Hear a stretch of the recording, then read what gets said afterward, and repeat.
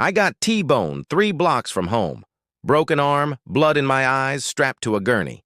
I texted my wife, ER at St. Jude's. Can you pick me up? She replied, ugh, that sucks. I'm at lunch with Damien. Can you get a cab? I typed 1 word back. Okay. Then I called a cop as scene 1. The crash rain hammered the windshield.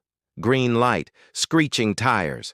A souped-up Civic ran the red and my world snapped sideways. Metal screamed, glass exploded. My left arm bent the wrong way, sirens grew. Voices blurred. My own crew loaded me into the ambulance. Jimmy kept me talking. Sarah stabilized the arm. Officer Ronan leaned in. Emergency contact? My wife, Camille. Scene 2.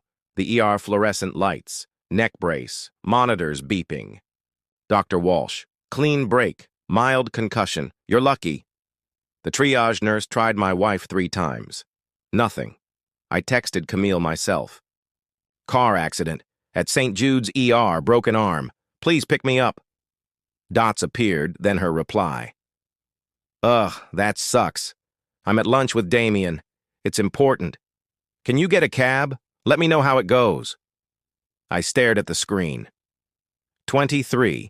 Words that snapped the last thread. Scene 3. The call.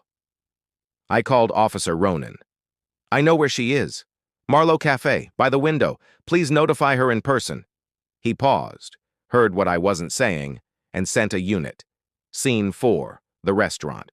VO over reenactment. 2 uniformed officers stepped into the curated hush. Ma'am, are you Camille Lane? She nodded.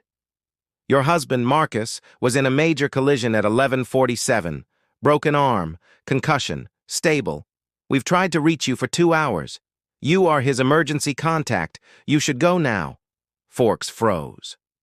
Conversations died. Even Damien stopped posing.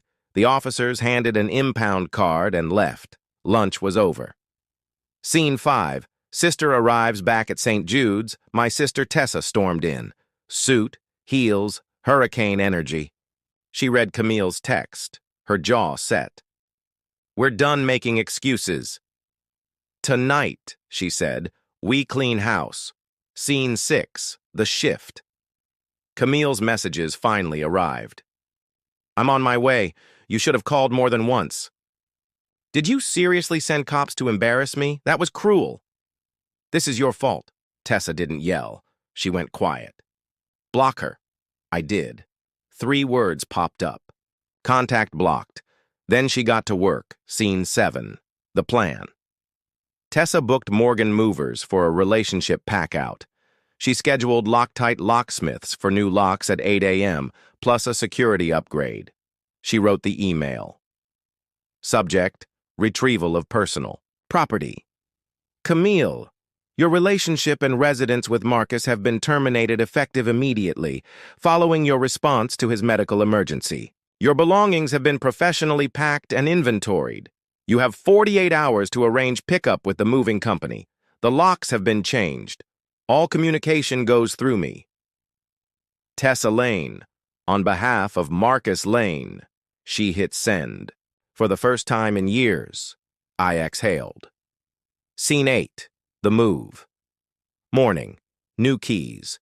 New system.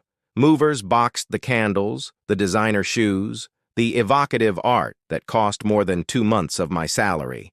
3 hours, neat labels, zero drama. At 2:17 p.m., a black Mercedes arrived. Camille's father, Howard, handled the pickup. Camille stood beside him, wrecked mascara, yesterday's clothes. She never looked up at my window. 20 minutes later, he pressed the intercom. Items retrieved. Camille left the spare key on your counter. They drove away. Silence settled. Real silence. The peaceful kind. Scene 9. The aftermath. That day. Night. Damien DM'd me. Didn't know about the accident. Asked why she didn't leave earlier. She shrugged. That's not the kind of person I want in my life. Sorry, man. I archived it and pressed play on a dumb action movie. No more speeches. No more spin. Scene 10, 7 months later. My arm healed.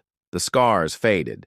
The apartment finally looked like I lived there. Photos on the wall. Gear on the desk. No more museum of someone else's taste. Work improved. Focus returned. Tessa toned down the "I told you so," mostly. Camille tried one long email. Apologies, explanations, nostalgia. I set a filter. Trash, automatically. People think revenge is loud. It isn't. Revenge is boundaries. It's a quiet home. It's a phone that doesn't buzz with blame. It's choosing peace over performance. She chose lunch. I chose me. Outrow, if you've been living on crumbs, hear me. Love isn't a loophole. Emergencies reveal priorities. When someone shows you who they are,